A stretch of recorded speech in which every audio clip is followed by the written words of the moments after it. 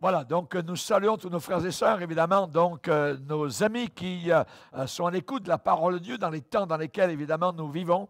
Ce sont, évidemment, une sorte de sonnette d'alarme par rapport, donc, aux prophéties bibliques, sachant qu'aucune prophétie de la Bible ne peut être un sujet d'interprétation particulière, mais c'est poussé par le Saint-Esprit que des hommes ont écrit de la part du Seigneur. Nous allons lire, donc, maintenant, dans cette leçon, particulièrement, on pourrait dire cette conférence, cet enseignement, je l'ai intitulé « Codé » au pluriel et programmé pour l'enfer. Quelque chose de terrible. Codé et programmé pour l'enfer. On va lire Apocalypse 13, on va relire donc un passage sur lequel nous sommes arrêtés depuis quelque temps, à partir du verset 11. Verset 11. « Puis je vis monter de la terre une autre bête qui avait 2 cornes, semblables à celles d'un agneau, et qui parlait comme un dragon. Elle exerçait toute l'autorité de la première bête en sa présence. Et elle faisait que la terre et ses habitants, donc quelque chose de mondial, adoraient la première bête, qui est l'Antichrist, dont la blessure mortelle avait été guérie. Elle opérait, donc, cette deuxième bête, de grands prodiges, même jusqu'à faire descendre du feu du ciel sur la terre, à la vue des hommes. Et elle séduisait les habitants de la terre par les prodiges qu'il lui était donné d'opérer en présence de la bête, de l'Antéchrist, disant aux habitants de la terre de faire une image à la bête, à l'Antéchrist, qui avait la blessure de l'épée et qui vivait. Et il lui fut donné d'animer l'image de la bête, une animation, afin que l'image de la bête parle et qu'elle fit que tous ceux qui n'adoreraient pas l'image de la bête, de l'Antéchrist, soient tués.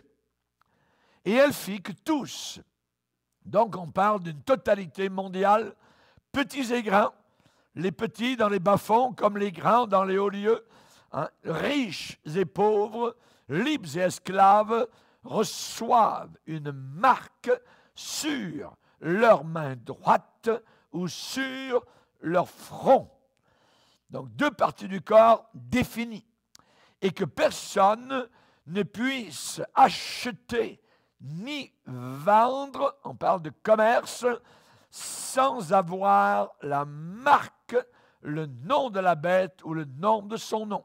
C'est ici la sagesse.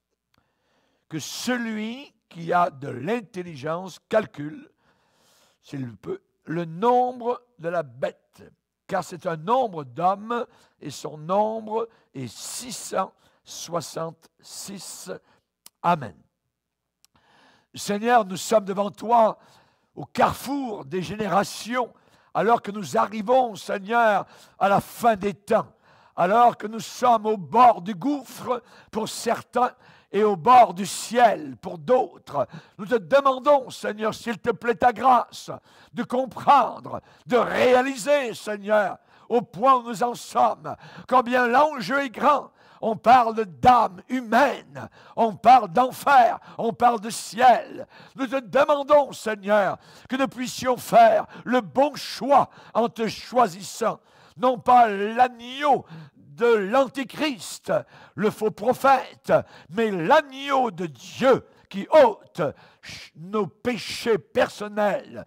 Nous te bénissons, Seigneur, pour l'amour que nous avons pour la croix du calvaire, pour le sang qui a coulé afin de nous purifier totalement et qu'une robe blanche nous soit posée sur nos épaules avant de comparaître devant le roi de gloire, le Dieu éternel et créateur des cieux et de la planète Terre. Amen et amen. Et tout le peuple dit Amen. Amen. On peut s'asseoir, frères et sœurs. Alléluia. je ne veux pas pouvoir dire, comme dans Hébreux 11, l'écrivain d'Hébreux 11 a dit, le temps me manque. Voyez? Dans un enseignement comme celui-ci, je ne veux pas manquer de temps parce qu'il y a beaucoup de choses, évidemment, donc à déclarer, à définir, à bien savoir.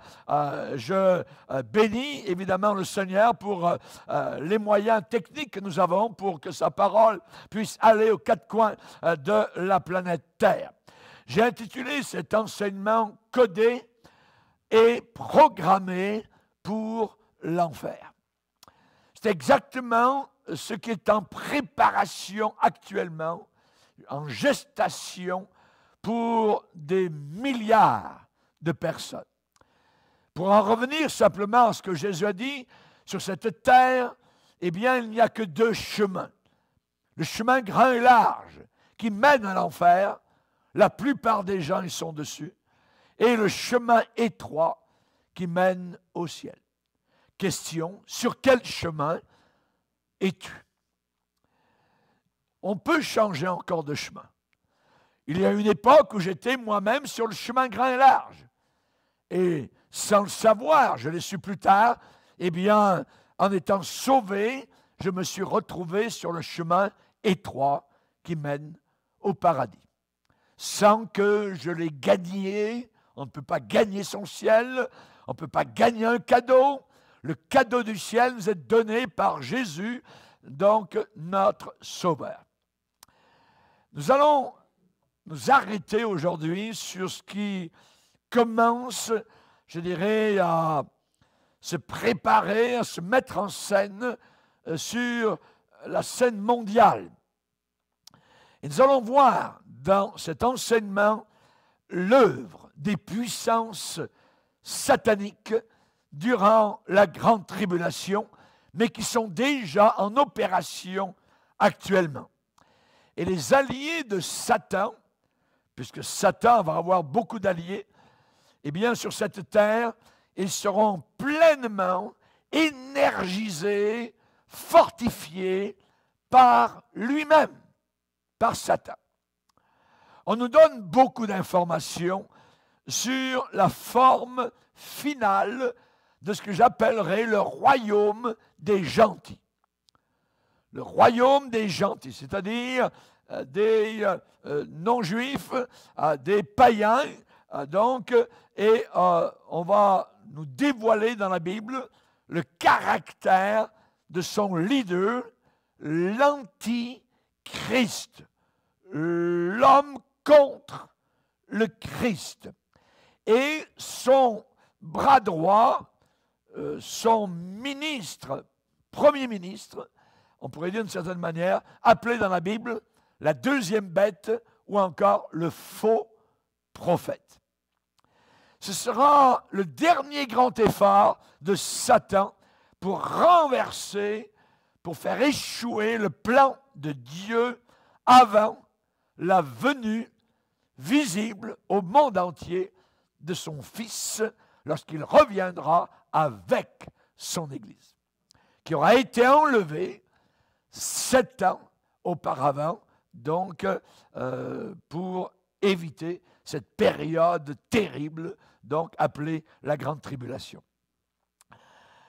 Le Seigneur Jésus viendra établir un royaume sur terre, le royaume millénaire, pendant 1000 ans.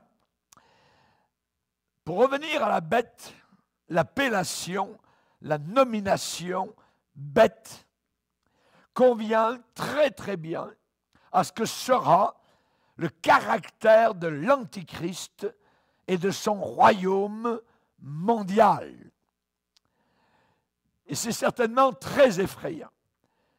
Je ne comprends pas comment des chrétiens veulent passer par cette période-là. Jésus a parlé de prier, de veiller pour avoir la force d'échapper à ces choses-là. D'échapper. Moi, je veux échapper. Parce que ce sera très effrayant. Parce que Daniel le prophète, qui est, je dirais, qui a écrit une sorte d'apocalypse, l'Apocalypse dans l'Ancien Testament, Daniel a décrit ce royaume et en même temps celui qu'il dirige, et je cite les mots de la Bible, terrible, épouvantable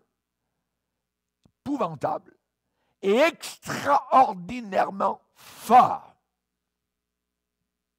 Et il y a une force surnaturelle dans ce dernier gouvernement, donc final et mondial. Daniel, chapitre 7, verset 7.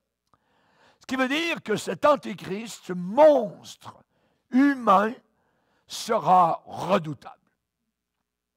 La terre entière, la planète Terre, les mondialistes vont acclamer la venue de l'Antéchrist et plus que cela, ils vont finalement adorer Satan.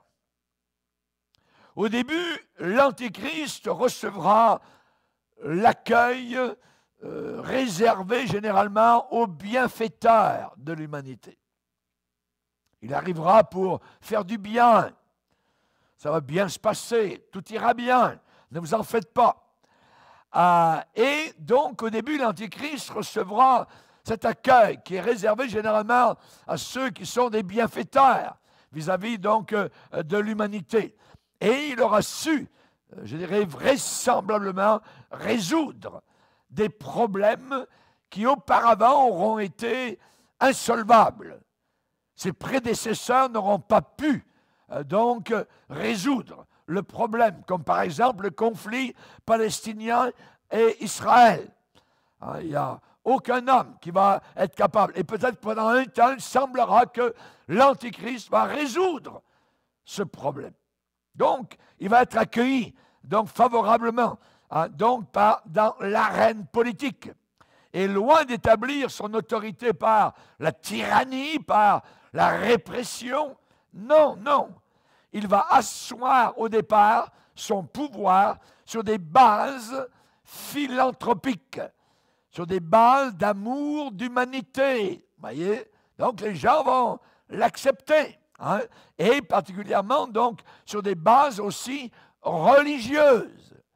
Dieu, c'est le Dieu de tout le monde, il n'y a qu'un seul Dieu, c'est le même Dieu pour les hindous, c'est le même Dieu pour les bouddhistes, c'est le même Dieu pour les chrétiens, c'est le même Dieu pour les musulmans. Et déjà nous voyons que depuis des décennies, le monde religieux a travaillé pour l'écuménisme, la religion mondiale. Donc, on va voir qu'il va arriver avec cela, des bases philanthropiques et religieuses. Et il sera approuvé par l'opinion publique de façon générale. Ces sujets vont s'écrier, la Bible dit, qui est semblable à la bête? Et qui peut combattre contre elle? Ils seront des sujets loyaux. Ils seront prêts à donner leur vie pour donc cet homme qui sera, semble-t-il, le Messie de l'époque, mais le Messie de l'enfer, qui est semblable à la bête. Les gens dans le monde seront très loin de crier « Qui est semblable à l'Éternel ?» C'est qui est semblable à la bête? Et justement, dans la Bible, dans Ésaïe, on dit, Dieu va dire, à qui me comparerez-vous pour que je lui ressemble? Dieu dit, qui est semblable à moi? Dit le Saint, levez vos yeux en haut, regardez, qui a créé ces choses? Le diable n'a rien créé, la bête ne créera rien du tout. Voyez? Qui a créé? Qui fait marcher en ordre les étoiles? Il les appelle toutes par leur nom. Dieu va dire encore dans Ésaïe au chapitre 40, à qui voulez-vous comparer Dieu? Quelle image ferez-vous son égal? Donc, on voit qu'à cette époque-là, Dieu va complètement disparaître du paysage et ça va être la bête. Qui est semblable à la bête? Donc, les gens du monde vont placer la bête au-dessus de Dieu. Au-dessus de Dieu. La bête qui va monter de la terre, le faux prophète, sera un autre instrument d'une puissance occulte inimaginable. Et dans les religions du monde, ne l'oublions pas, il y a beaucoup d'occultisme qui est pratiqué. Beaucoup d'occultisme. Et donc, le faux prophète sera donc un instrument occulte, inimaginable, et il va amener les âmes, il va les attirer à croire au mensonge. Croire à la vérité, c'est beau. Croire au mensonge, c'est inimaginable. Inimaginable. Voyez? Par exemple, quand on pense à tous les catholiques qui, pendant des siècles, ont cru qu'il y avait un purgatoire, ils croient un mensonge. Ils croient que Marie est la reine du ciel. Certains pensent qu'ils vont voir Marie en partant de la terre. C'est un mensonge. Voyez? Et là, nous voyons donc croire à un mensonge, et nous qui avons été sauvés du catholicisme particulièrement, combien nous sommes heureux et bénis d'avoir échappé au mensonge et d'être tombés dans le domaine de la vérité. Dans le domaine de la vérité. Merci Seigneur. Et donc, on voit que ce personnage, la deuxième bête, le faux prophète, eh bien, va posséder tous les attraits de la séduction. Tous les attraits de la séduction. Et il va ressembler à un agneau pour mieux tromper les hommes. Gentil. Mieux tromper les hommes. Exactement de la même manière qu'un loup ravisseur peut se couvrir de vêtements de brebis. C'est Jésus qui en a parlé. Donc le faux prophète d'Apocalypse 13 sera le bras droit de l'Antichrist et il va subjuguer tous les habitants de la terre. N'oublions pas que nous sommes la première génération sur terre à pouvoir réaliser ce que la Bible a annoncé et prédit depuis 20 siècles. Nous sommes la seule première génération à pouvoir réaliser cela. Et pouvoir implanter dans le corps humain une microchip biologique d'identification internationale. Aucune autre génération n'a été capable d'arriver à ce niveau-là. Nous sommes la première et possiblement la dernière. Ce sera le contrôle électronique direct, total, de tous les individus de la planète. Le problème, c'est que l'enjeu terrible derrière cette technologie, c'est la disparition de toutes les libertés individuelles qu'ont connues jusqu'à présent les sociétés. En effet, le moment venu, toute personne qui n'adhérera pas à ce tout nouveau système d'identification et qui va le refuser ne pourra plus ni acheter ni vendre. L'épicerie, ça sera terminé. La fameuse microchip d'identification internationale et, je dirais, en réalité, pourrait être une puce électronique pas plus grosse qu'un grain de riz, qui pourrait être injectée donc sous la peau, la main droite ou le front, avec une seringue à air comprimé. Et avec cette marque présente, je dirais jour et nuit à partir de ce moment-là, avec cette marque, c'est sûr et certain que les portes de l'enfer vont s'ouvrir toutes grandes devant la personne qui y sera précipitée sans aucun ménagement. Avec cette microchip sur le front ou sur la main droite, bienvenue en enfer. Et c'est le verset d'Apocalypse 14, verset 11, qui nous en parle. tous ceux qui prennent la marque de la bête. L'allégeance au nouvel ordre mondial. J'aimerais rappeler, si on regarde dans Apocalypse 13, qui nous parle donc de ces choses terribles qui s'en viennent sur la terre, le Seigneur nous donne, je dirais, quelques petites saisons, je dirais, pour s'y faire, parce qu'on a de la difficulté à réaliser, à absorber tout ce qui est en train d'arriver, de se passer, donc, depuis le début du coronavirus, donc, quelque chose qui n'est jamais arrivé auparavant. Et là, particulièrement, donc, quand on lit Apocalypse 13, eh bien, j'ai intitulé cette leçon « Codée et programmée pour l'enfer ». Tous ceux qui donnent leur allégeance à ce système-là vont en enfer. Pourquoi? Parce qu'ils rejettent Jésus-Christ. C'est un rejet total du Seigneur Jésus-Christ. Dans Apocalypse 13, vous connaissez la compagnie les 3M. Oui? Les 3M, American, c'est aux États-Unis. Moi, je vais vous parler de la compagnie des 4M. Elle se trouve dans Apocalypse 13. Il y aura premièrement des miracles. Premier M, des miracles. Cette bête religieuse fera des miracles. Il y aura deuxièmement des martyrs. Ceux qui refuseront, on a lu, seront tués. Pas plus compliqué que ça. Ils seront regardés comme des gens irresponsables, des gens fous, et on les mettra évidemment donc hors encart et possiblement donc les tuer. Massacre.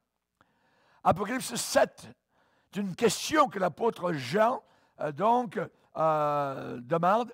Ces gens-là, d'où viennent-ils? Réponse, ils viennent de la grande tribulation à cause de leur témoignage et de leur amour pour Jésus. Ça veut dire que durant la grande tribulation, après l'enlèvement de l'Église, généralement, il y a beaucoup de gens qui vont se réveiller aussi. Il y aura des millions de personnes qui vont se rendre compte parce que l'événement de l'enlèvement sera si formidable, si secouant la terre, après tout ce que l'Église a dit qui arriverait, l'enlèvement de l'Église, quand ça arrivera, beaucoup sauront que nous avions raison. Alléluia. Alors, beaucoup de gens ne voudront pas prendre la marque, sachant que la Bible dit que tous ceux et celles qui prennent la marque vont en enfer, seront tourmentés jour et nuit. Ils n'ont de repos ni jour ni la nuit. Ceux qui adorent la bête et son image et quiconque reçoit la marque. C'est pas plus compliqué que ça.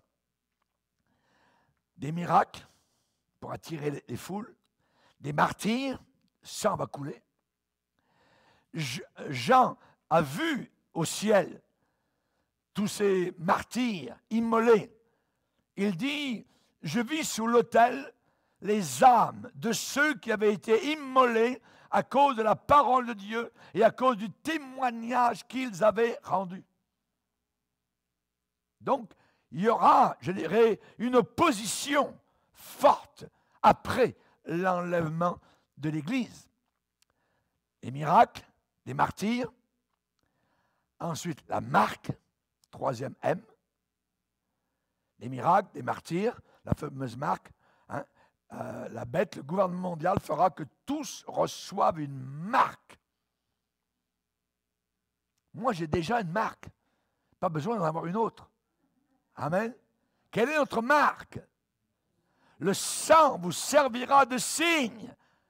Exode chapitre 12. Le sang d'un agneau devait être répandu et ensuite badigeonné sur les linteaux des portes. Et quand le jugement allait arriver sur l'Égypte, tous ceux qui avaient le sang et qui étaient à l'intérieur de l'appartement, de la maison, étaient épargnés. Amen. Moi, j'ai cette marque. Il y a des gens qui m'ont déjà dit, ben, pasteur, c'est quoi votre signe? A dit, ah, mon signe, moi, c'est le sang. C'est le sang. Amen. C'est le sang de Jésus. Amen. Nous sommes marqués par le sang. Amen. Et nous voyons, rappelez-vous, Jéricho. Jéricho, cette ville massive, puissante, avec des murailles inimaginables. Eh bien, pour être sauvé, le signe qui a été donné, et une femme a cru cela, et lui a été dit, tu placeras à ta fenêtre un cordon rouge. Et quand l'assaut sera donné, tu seras épargné avec tous ceux qui seront avec toi dans ton appartement. Alléluia. Le sang rouge. Amen. Est-ce qu'on a placé sur la fenêtre de nos cœurs le cordon rouge? Amen. Pour être sauvé. Pourquoi? Parce que ce monde, cette Babylone, va s'écrouler. Tout va tomber. Et qui aura raison? Qui sera vainqueur? Ceux qui ont cru en Jésus uniquement. Alléluia. Donc, Apocalypse 13, les 4 M. Les miracles, les martyrs, la marque et le mystère. Le mystère, c'est mystérieux.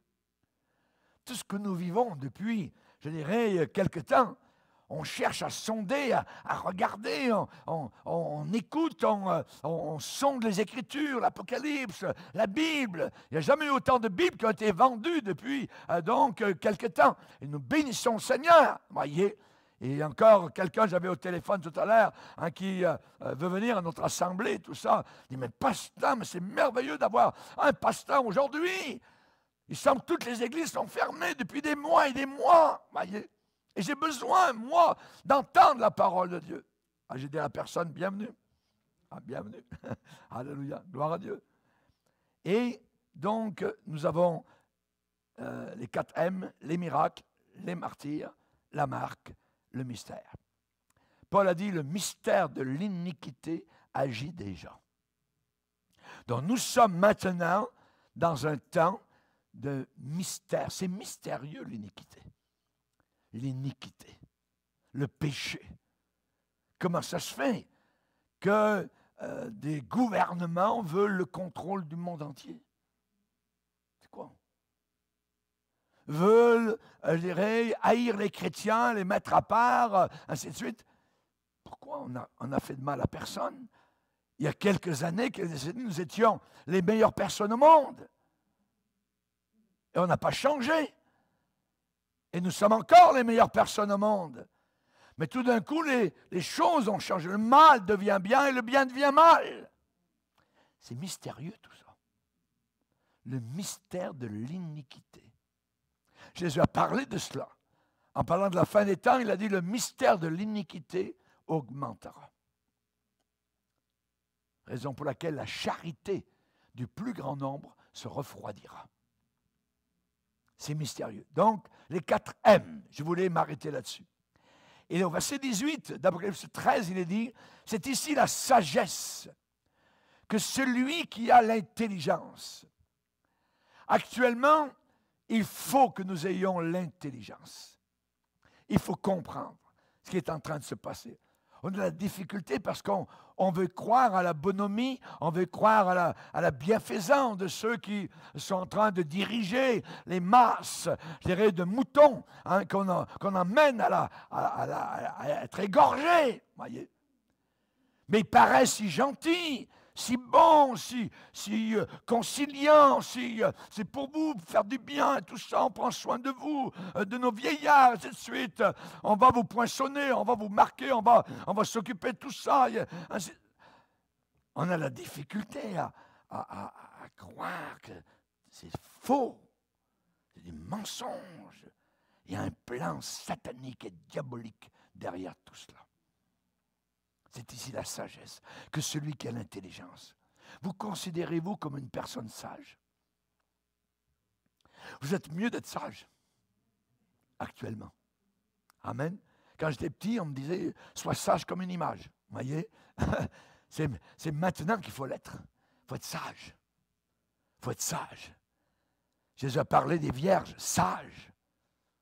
Sages, qui avaient la sagesse.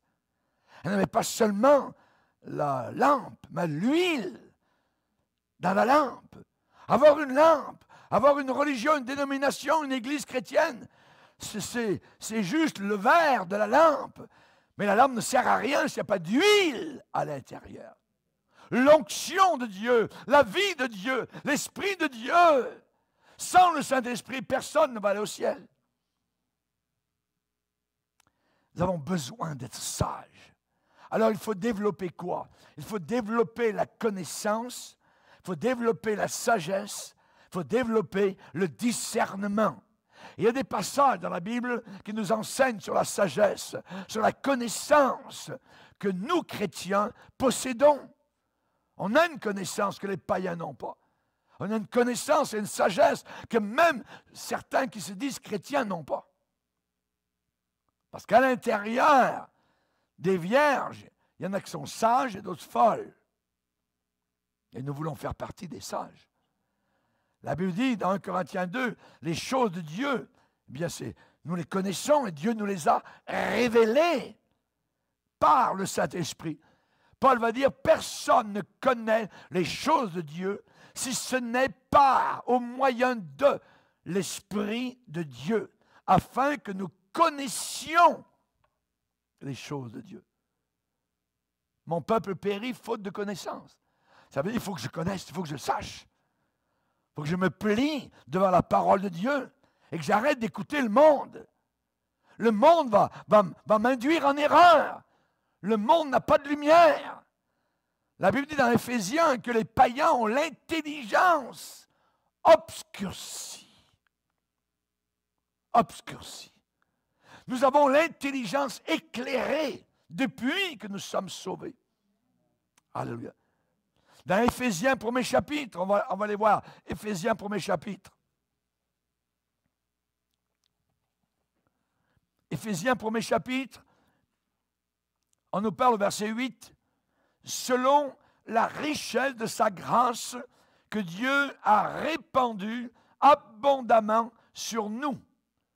Comment cela? Par toute espèce, toutes sortes de sagesse et d'intelligence, nous faisant connaître le mystère de sa volonté. Amen. Donc normalement, on a reçu de la sagesse et de l'intelligence. Regardez un peu plus loin, verset 17, la prière de l'apôtre Paul pour les chrétiens de la ville d'Éphèse. Afin que le Dieu de notre Seigneur Jésus-Christ, le Père de gloire, vous donne en cadeau un esprit de sagesse et de révélation dans sa connaissance et qu'il illumine les yeux de votre cœur. Amen. Pour que vous sachiez, et ainsi de suite. Donc, connaître, c'est très important de savoir. Amen. Que le Père de gloire vous donne un esprit de sagesse et de révélation dans sa connaissance. Jacques, au premier chapitre, verset 5, va dire, si quelqu'un d'entre vous manque de sagesse, eh bien qu'il la demande à Dieu, qui donne à tous, simplement, sans reproche, elle lui sera donnée. Seigneur, donne-moi ta sagesse. On se rappelle Salomon, qui était un jeune homme, montant au pouvoir, son père David est mort, et que demande-t-il au Seigneur?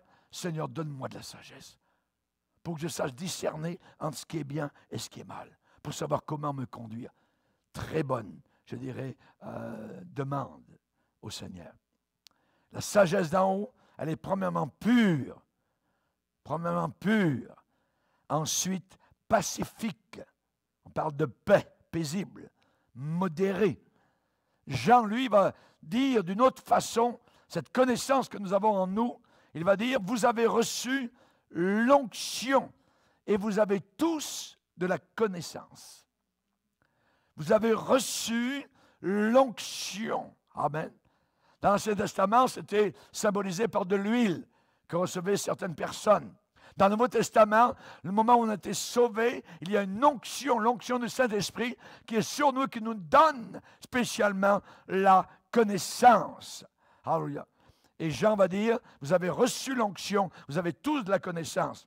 Et un peu plus loin, au chapitre 2, verset, la première épître de Jean, chapitre 2, verset 27, il va dire, son onction vous enseigne toutes choses. Vous enseigne toutes choses. Les vrais chrétiens, à l'époque dans laquelle nous sommes, parlent le même langage. C'est drôle.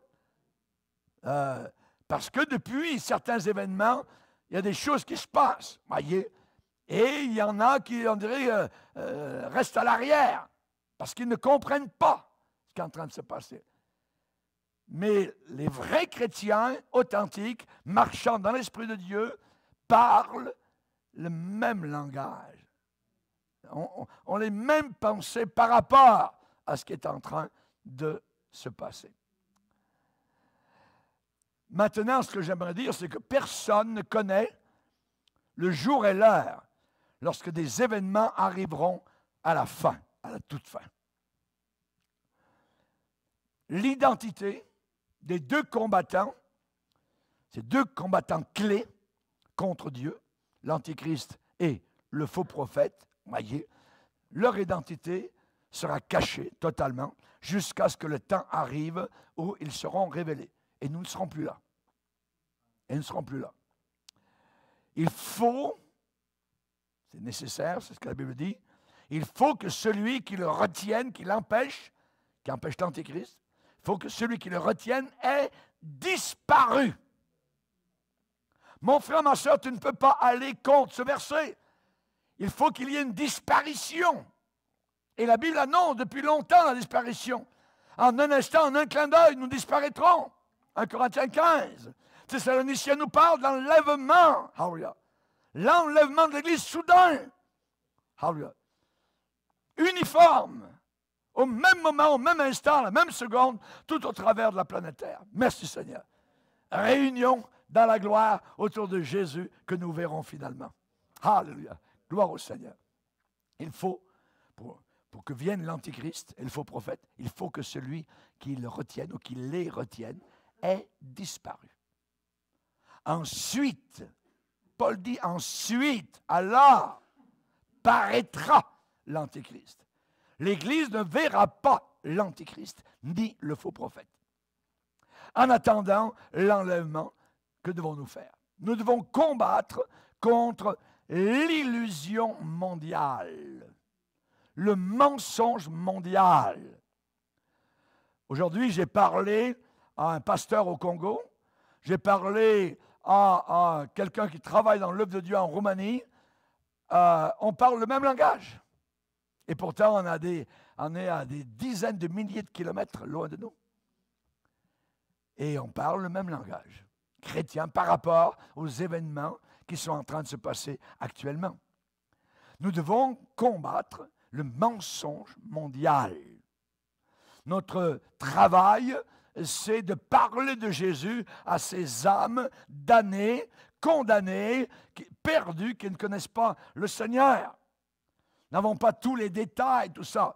On ne peut pas se perdre, évidemment, donc, en conjecture, mais nous savons que si quelqu'un n'a pas Jésus-Christ dans son cœur, il ne peut pas aller au ciel. Il ne peut pas aller au ciel.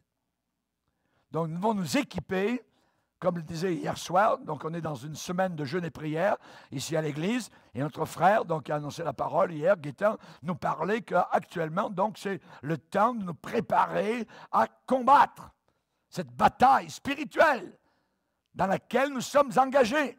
Comment? Avec la connaissance, avec le discernement, avec la sagesse.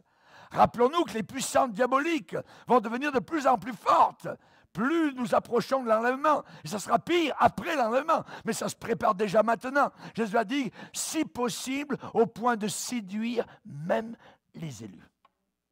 Jésus a dit cela. Même les élus. Donc, faisons très attention. Accrochons-nous à la parole. Tout cela, je dirais, cette sagesse, cette connaissance, ce discernement ne vient que du Père, du Fils et du Saint-Esprit. Au travers des dons du Saint-Esprit et au travers de la révélation parfaite de la parole de Dieu. dans ce livre. Tout est compris. Vous avez tout pleinement, totalement, complètement en Jésus-Christ. Il n'y a pas besoin de chercher ailleurs. Amen. Alléluia. Les fils d'Issachar, par exemple, dans l'Ancien Testament, il est dit qu'ils avaient la connaissance des temps pour savoir ce que devait faire Israël. Nous savons ce que nous devons faire. Et nous le faisons bien, encore cette semaine, de jeûner, de prier, nous humilier devant le Seigneur, nous préparer à cette rencontre fulgurante. Hallelujah. Jésus, pour moi, personnellement, n'a jamais été aussi proche. Hallelujah. Je n'ai jamais connu aussi proche que cela, que maintenant, ce soir, à l'heure à laquelle je vous parle. Il est formidable, il est merveilleux, il est glorieux. J'ai assez hâte d'aller le voir. Hallelujah. Merci Seigneur. Lui que vous aimez sans l'avoir vu. Lui que vous aimez. Hallelujah. Gloire au Seigneur. Merci Seigneur. La question, êtes-vous équipé pour faire face au défi du drame, je dirais, de la fin des temps? Le drame d'aujourd'hui. Êtes-vous prêt à faire face, je dirais, à ces défis, ce drame terrestre avec la puissance céleste? Ce n'est qu'avec cela, qu'avec la puissance céleste, qu'on pourra combattre ce qui se passe terrestre ici, actuellement. Et je vous en ai parlé déjà au début, mais on va le revoir. Donc, la question que je vous repose, êtes-vous un habitant du ciel ou êtes-vous un habitant de la terre? Amen. Alléluia. Gloire au Seigneur. On va voir. Voyez, regardez bien. Alors, prenez votre Bible. On va commencer rapidement. Apocalypse 6. Apocalypse 6, verset 10. Ils crièrent d'une voix forte en disant « Jusqu'à quand, Maître saint et véritable, tarderas-tu à juger et à tirer vengeance de notre sang sur les habitants de la terre? » Donc, c'est des gens qui sont identifiés à la terre. Un peu plus loin, Apocalypse chapitre 8, verset 13. 8, verset 13. Je regardais, j'entendis un aigle qui volait par le milieu du ciel, disant d'une voix forte, « Malheur, malheur, malheur aux habitants de la terre !» Un peu plus loin, chapitre 11, verset 10. 11, verset 10. Et à cause d'eux, les habitants de la terre se réjouiront lorsque les deux témoins, donc, auront été tués par l'Antéchrist. À cause d'eux, les habitants de la terre se réjouiront et seront dans l'allégresse et ils s'enverront des présents, des cadeaux les uns aux autres. Parce que ces deux prophètes ont tourmenté les habitants de la terre. Voyez, ceux qui ont les racines ici-bas sur cette terre. On va aller maintenant, on va retourner un peu en arrière. Apocalypse 3. Apocalypse 3. Le verset 10. Le Seigneur promet à l'église de Philadelphie, l'église de la fin des temps, l'église fidèle, parce que tu as gardé la parole de la persévérance en moi, je te garderai aussi de l'heure, de la tentation qui va venir sur le monde entier pour éprouver les habitants de la terre. Encore là, les habitants de la terre, voyez. On va aller un peu plus loin, Apocalypse 13 et le verset 8. 13, 8. 13, verset 8,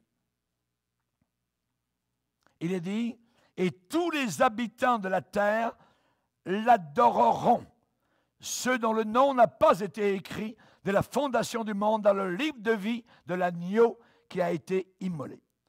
Et tous les habitants de la terre l'adoreront. » Voyez, donc, Satan et l'Antichrist. Un peu plus loin, verset 12. Elle exerçait, donc, la deuxième bête, toute l'autorité de la première bête en sa présence, et elle faisait que la terre et ses habitants, ça veut dire les habitants de la terre, voyez, adoraient la première bête dont la blessure mortelle avait été guérie. Ensuite, le verset 14. Et elle séduisait les habitants de la terre par les prodiges qui lui étaient donnés d'opérer en présence de la bête, disant aux habitants de la terre de faire une image à la bête. Donc, on voit donc tout cela. Et la question, évidemment, donc, c'est d'être un habitant du ciel. La Bible déclare que lorsque nous avons été sauvés, nous avons été projetés dans la présence de Dieu, assis avec Christ, donc dans les lieux célestes. Nous sommes déjà les habitants du ciel. Amen. Pourquoi? Parce que notre cœur est déjà là au ciel. On va lire maintenant Apocalypse 12, verset 12. 12, 12. 12, 12. C'est pourquoi réjouissez-vous, cieux, et vous qui habitez dans les cieux. Amen. C'est nous qui habitons dans les cieux. Gloire au Seigneur. Ensuite, 13, verset 6. 13, verset 6. Elle ouvrit sa bouche, l'Antichrist, pour proférer des blasphèmes contre Dieu, pour blasphémer son nom et son tabernacle, et blasphémer qui? Ceux qui habitent dans le ciel. Alléluia. On sera là-haut dans le ciel, ils vont continuer à nous blasphémer. Imaginez, tellement leur haine sera attachée à leur cœur. Merci Seigneur. Amen. Nous sommes assis dans les lieux célestes en Jésus-Christ. L'apôtre Paul avait une grande tristesse. Il parlait de certaines personnes et il disait, il y en a plusieurs qui marchent en ennemis de la croix de Christ. Je pense qu'il parlait de certains chrétiens qui se disent chrétiens. Et je vous en ai souvent parlé, Paul le déclare, et j'en parle maintenant encore en pleurant. Leur fin sera la perdition. Leur fin sera l'enfer. Pourquoi? Il dit, ils ont pour Dieu leur ventre, leur sensualité. Et ils mettent leur gloire dans ce qui fait leur honte. Ils ne pensent qu'aux choses de la terre. C'est des habitants de la terre. Ils ne pensent qu'aux choses de la terre. Un petit peu de religion, un petit peu de vernis, mais ils n'ont pas, je dirais, la racine dans le ciel. Nous sommes habitants du ciel. Et Paul va dire, mais notre cité à nous est dans les cieux. Notre cité à nous est dans les cieux. Alléluia. Nous sommes habitants du ciel. Paul va dire aux Colossiens, attachez-vous aux choses d'en haut et non pas à celles qui sont sur la terre. Affectionnez-vous pour les choses d'en haut. Alléluia. Et vous démontrez ce soir, en écoutant la parole de Dieu, votre affection pour les choses d'en haut. Amen. Nous parlons ici des choses d'en haut.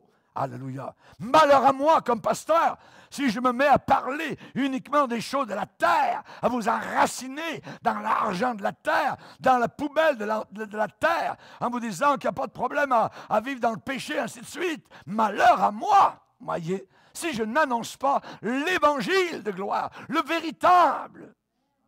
Paul va dire mon évangile, pour lequel je souffre jusqu'à être traité comme un malfaiteur. Alors, évidemment, ce qui se passe, la grande question, c'est quand vont arriver toutes les choses d'Apocalypse 13. Je répète, il faut que celui qui le retienne encore ait disparu. Ça, je vous l'enfonce dans le crâne, fois après fois, parce que je sais qu'il y a tous ces chrétiens, pauvres chrétiens, qui veulent passer par la grande tribulation. Hein? Quand...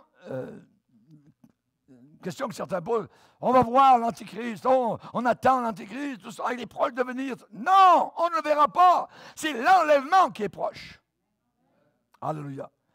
Donc, il y a des gens qui posent la question, pasteur, quand est-ce que viendront l'Antichrist et son acolyte? Personne ne le sait. Voyez. Quand arrivera le grand dictateur mondial? On sait, nous, comme chrétiens, une chose, c'est que le monde se prépare pour le triumvirat infernal de Satan. Satan, l'Antichrist et le faux prophète. On est en train actuellement de donner les rôles aux différents joueurs sur l'échiquier mondial avant l'entrée en scène, avant le jeu sur le terrain. L'ouverture, le début du chaos est pensé, imaginé, prévu, orchestré. Un plan diabolique, un plan mondial, un plan maléfique. Les phares sont en train de baisser leur lumière. L'enlèvement de l'Église sera la levée du rideau. Une fois l'Église enlevée, le rideau s'ouvre et apparaît l'Antéchrist et son faux prophète. La nuit s'en vient. Ça sera, je dirais, une pauvre terre à vivre. lorsque l'Église ne sera plus là. C'est nous qui donnons la saveur encore, l'espoir, avec un sourire, avec une bonne poignée de main à quelqu'un, avec une embrassade à quelqu'un de notre famille, ainsi de suite. Ne t'en fais pas. Hein, Jésus est là. Hein, il a promis d'être avec toi envers et contre tout. C'est nous l'Église qui sommes. Mais imaginez quand tout cela, cet encouragement aura totalement disparu. Ce monde sera un désert. Ça sera désertique, vide, froid, glacial. Sentinelle, que dis-tu de la nuit? La nuit s'en vient, mais le jour aussi. Alléluia. Pour nous, c'est le jour qui s'en vient. La nuit pour ce monde qui n'ont pas voulu de Jésus. Et cela peut arriver n'importe quand. N'importe quand. L'un des plus grands signes de la fin des temps, c'est les contrefaçons de Satan. L'imitation. Jésus a bien dit dans les signes qu'il a donnés que personne ne vous séduise. C'est le premier en tête, la séduction. Satan peut seulement imiter. Satan n'a jamais eu de pensée originale à lui-même. Non, non. C'est un singe de Dieu. Il ne fait que faire la grimace, imiter. N'oublions pas que cette marque que va ordonner cette bête fera que tous, T-O-U-S, tous, petits et grands, élevés dans la société et en bas de la société, en bas de l'échelle, tous, petits et grands, reçoivent une marque sur la main droite ou sur le front et personne ne puisse acheter ni vendre sans avoir la marque, ni le nom de la bête ou le nombre de son nom. Ne peut. Je m'arrête dans ce verset sur personne ne puisse acheter. Personne ne pourra.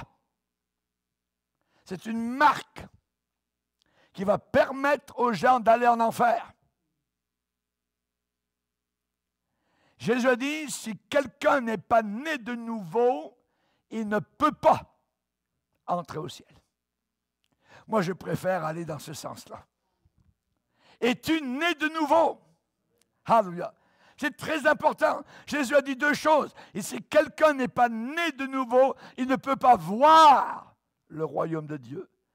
Et quelques versets plus bas, il dit à Nicodème, si quelqu'un n'est pas né de nouveau, il ne peut pas entrer dans le royaume de Dieu. Raison pour laquelle Jésus a dit beaucoup vont frapper à la porte. Et je leur dirai, je ne vous connais pas. C'est maintenant qu'il faut donner sa vie à Dieu.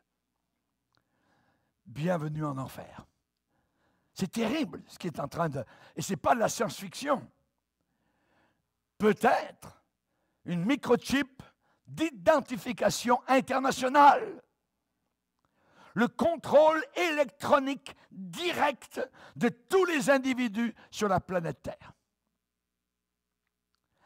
Ce qui voudra dire la disparition de toutes les libertés individuelles que les gens ont connues jusqu'à présent. Toute personne qui n'adhérera pas à ce système d'identification n'aura plus la possibilité d'acheter ou de vendre. Il y a des compagnies actuellement en Allemagne, aux États-Unis, au Canada, en France, qui sont en train de travailler d'arrache-pied, voyez, pour faire quoi? Pour fabriquer ce dispositif électronique qui existe maintenant, qui existe. On peut difficilement douter aujourd'hui de cet avenir qui se prépare, qu'on nous prépare. Cette technologie va fournir les informations vitales au sujet de chaque être humain. Il y aura en même temps dans cette marque-là un mécanisme de localisation de la personne, tracking. Cet appareil sera codé, programmé pour donner des informations complète sur la personne qui la porte. Son nom, son prénom, son visage, tous les numéros dont ils auront besoin, son dossier avec l'État, les taxes, ainsi de suite, dossier médical, tout en une petite marque. Cette puce pourra être une sorte de récepteur, émetteur. Récepteur et émettre. Imaginez. Donc, une sorte d'onde radio, radar, laser, qui sera activée par transmission, par ordinateur ou satellite au-dessus de la Terre. Actuellement, chaque semaine, ils sont en train d'envoyer des dizaines de satellites autour de la planète Terre. Chaque semaine. Ils préparent cela. Donc, le stade 1, c'est quoi? Le stade 1, c'est l'expérimentation. Et on l'a déjà eu. Sur les chiens, perdez votre petit chien, il est pucé. On va le retrouver. Ordinateur, il est à tel endroit. Ça, c'est le stade 1. L'expérimentation. Les oiseaux, le vol des oiseaux, on les puce et ensuite ils s'en vont à 10 000 km, tout ça. Ah, tiens, on ne savait pas. Puis c'est beau, on regarde ça le soir à la télévision, c'est magnifique. Les enfants qu'on perd, tout ça. Mais il faut les pucer directement, dès le berceau. Comme ça, s'ils se font voler, alors, il n'y a pas de problème, on les retrouvera. Expérimentation. Expérimentation. Les voitures. Les voitures, maintenant, depuis plusieurs années, eh bien, ont un système à l'intérieur pour savoir où est votre voiture. Qui la conduit? Si quelqu'un la vole, c'est merveilleux. Voyez? Tout cela est en train de préparer ce système. Les militaires ont déjà expérimenté cela sur les champs de guerre, comme les Américains, quand ils sont allés se battre dans les régions, les déserts du Koweït, certains étaient pucés. Ça, c'est l'étape 1. L'étape numéro 2, c'est le conditionnement des personnes. Il faut que les personnes soient conditionnées, soient préparées, continuent à accepter, comme ils ont accepté le masque. C'est une préparation psychologique, mentale, pour que les foules s'habituent en masse à faire le même geste, aux mêmes endroits et les mêmes pensées, la pensée unique. N'oubliez pas que nous vivons dans un monde de mensonges. Il n'y a que les chrétiens qui sont dans le monde de la vérité. Cette nouvelle télémétrie économique sera au niveau international.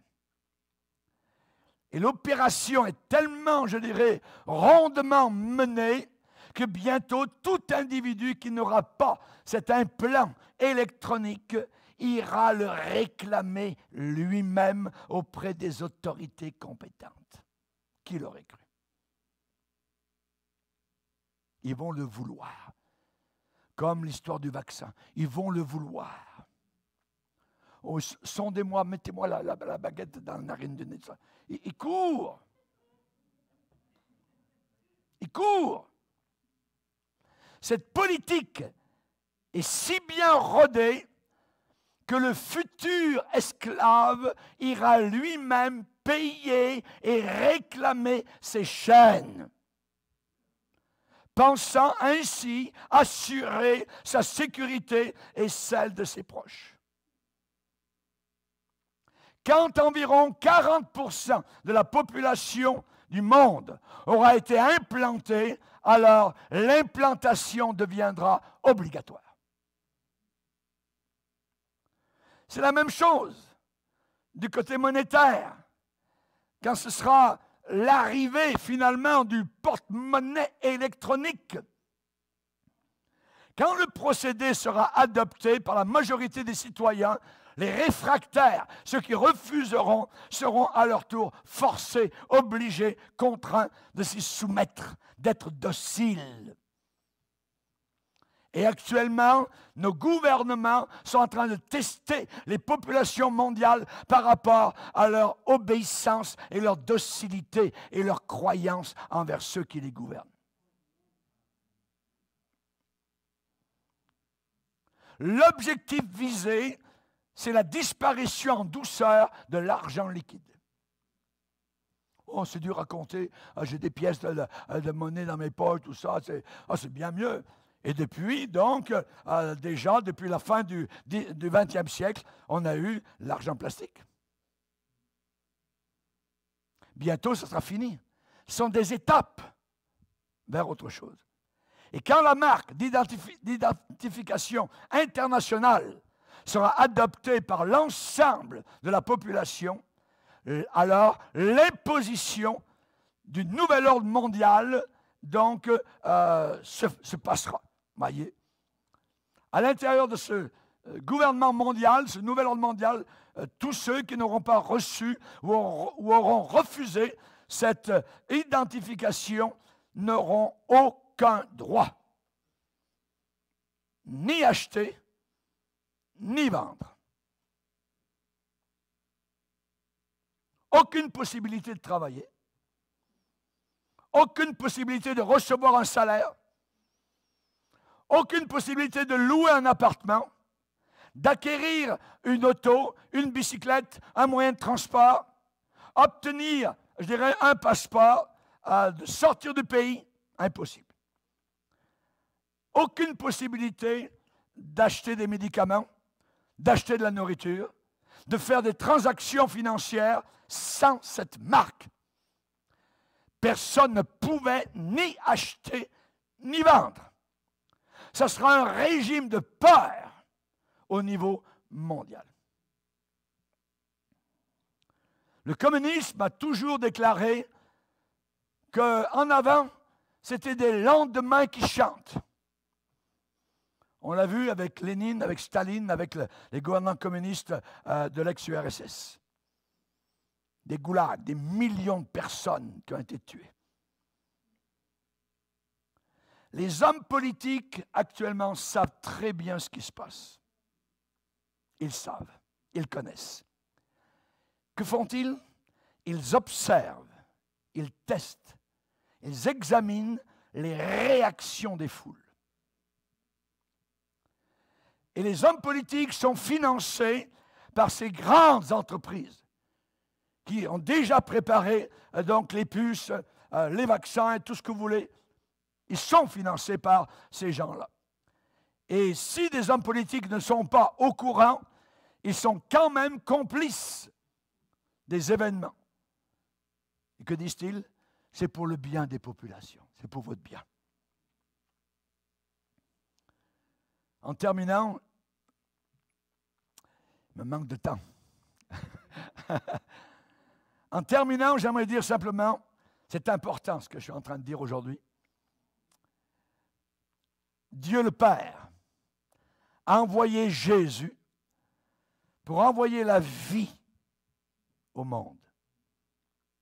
Satan, qui est le père du mensonge, présentera aussi un fils à cette planète, l'Antichrist. Pas pour sauver, pas pour donner la vie, mais pour détruire et faire mourir. Exactement comme Christ a laissé derrière lui le Consolateur, le Saint-Esprit, l'Antichrist présentera aussi au monde entier son cadeau à l'humanité, le faux prophète. Jésus est venu pour donner, l'Antichrist viendra pour prendre. Jésus est venu pour bâtir et aider, l'Antichrist viendra pour dévaster. Jésus est venu pour faire uniquement la volonté de son Père. L'Antichrist viendra et ne pourra faire que les choses que Satan lui enseignera et dans lesquelles il le dirigera. Mais je vous laisse avec des bonnes nouvelles. C'est que l'Antichrist et ses cohortes seront vaincus de façon spectaculaire. Alléluia! Gloire à Dieu. Il y aura une invasion céleste quand nous viendrons avec Christ pour envahir une planète en rébellion Et le Seigneur enverra l'Antichrist et le faux prophète en enfer. Vous relirez Apocalypse chapitre 19. Nous y arriverons dans quelques temps. Chers amis, j'aimerais vous laisser ces bonnes nouvelles. C'est que le temps de l'Antichrist et du faux prophète à la direction du monde sera très court, juste quelques années. Et à ce moment-là, ces deux êtres auront créé un chaos, un désastre tellement inimaginable avec des dégâts que Dieu va dire « Enough is enough ». Assez. Et il enverra son Fils, Jésus, pour arrêter, stopper tout cela. Quand Jésus est venu la première fois dans le monde, c'était le bébé de Bethléem. Marie a touché la peau de Dieu. Ça serait le titre de toute une prédication. Alléluia. Mais quand il va revenir la deuxième fois, il reviendra en conquérant et en vainqueur. Alléluia. La vision de Jean inclut donc des coups d'œil sur ce moment historique qui va arriver. Ainsi, les deux bêtes, l'Antichrist et le faux prophète, seront écrasés, battus, vaincus, comme tous les tyrans, comme tous les dictateurs qui ont été sur la terre. Il ne restera rien de eux. Alléluia. Quand Daniel parle de ce temps sur la planète Terre, il dit le vent les emporta et nulle trace n'en fut retrouvée. Nulle trace n'en fut retrouvée. Moi et toi, mon frère, et toi, ma sœur, dans l'éternité, je me tiendrai à côté de mon roi Jésus-Christ. Et en cherchant ici et là les restes de la dictature, de la tyrannie finale de la planète Terre, de l'Antichrist, je ne trouverai rien. Autant en emporte le vent. Baissons nos têtes et prions Dieu. Seigneur, nous voulons te glorifier. Seigneur, quelle espérance de gloire tu as placé dans nos âmes vivantes. Alléluia. Tu es le Dieu de gloire, Seigneur. Tu nous as créés avec la pensée de l'éternité. Et nous savons, Seigneur, que nous vivrons avec toi. Il y a une ville dans la gloire qui nous a été préparée. Nous ne sommes pas chez nous, ici-bas sur cette terre. Garde-nous, Seigneur, avec la pensée du voyageur qui ne fait que passer. Nous voulons nous regarder comme des voyageurs ici-bas sur cette terre, car tu as dit que votre cœur ne se trouble pas. Croyez en Dieu et croyez aussi en moi. Il y a beaucoup de demeures dans la maison de mon Père. Si cela n'existait pas, je vous l'aurais dit. Alléluia. Seigneur, nous te bénissons et te glorifions, car tu es le chemin, la vérité et la vie, et nul ne vient au Père que par toi. Amen et amen. Et tout le peuple dit Amen. Levons-nous ensemble devant le Seigneur. Alléluia.